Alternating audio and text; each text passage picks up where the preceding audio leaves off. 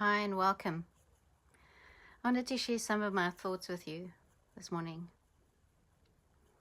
We're living in a time where attention is constantly being pulled outwardly.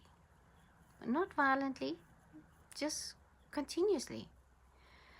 And most people don't feel overwhelmed because something is wrong. They often feel overwhelmed because they no longer have a place to rest their perception, to breathe. This space isn't here to teach you anything. It isn't here to convince you of anything. It exists as an orientation point. You see, I work with light, color, and perception, not as a technique necessarily, but as a way of noticing how we relate to the world and to each other. And when things slow down enough to be felt. Many of us are trying to make decisions, form identities, and care for ourselves inside systems that reward speed, certainty, and performance. Over time, that conditions the nervous system to stay alert, even when there's no immediate threat. And long-term exposure is pretty dangerous. And what gets lost first is subtle perception. Our ability to sense when something is too much or too little, and often way before the body begins to shout. For me, working with light literacy is a way of describing how perception works before it becomes thought, while it's still in the body, while it's still moving with light. Not what to believe and not what to fix.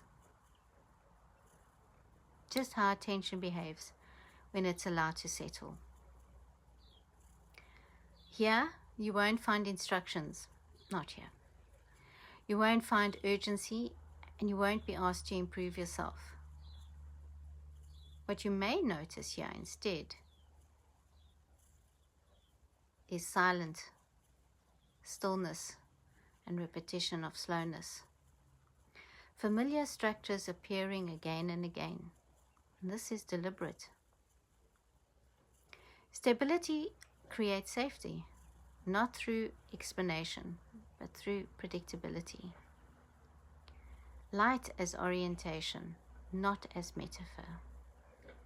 Here, light is often spoken about symbolically, but here it's approached practically as something we perceive with the eyes and with the skin and with our nervous system. You see, for me, color in this context isn't about meaning. It's about response. How the body recognizes contrast, rest, saturation, or relief.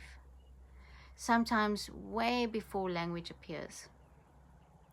When perception becomes overloaded, the system narrows. When perception is supported, it widens naturally without effort. If you spend time here, nothing dramatic should happen. In fact, you might simply notice yourself breathing a little deeper or feeling less pulled to respond immediately. You may recognize patterns in your own attention that are always present but rarely named. And that's enough. Orientation doesn't require agreement. Orientation only requires space.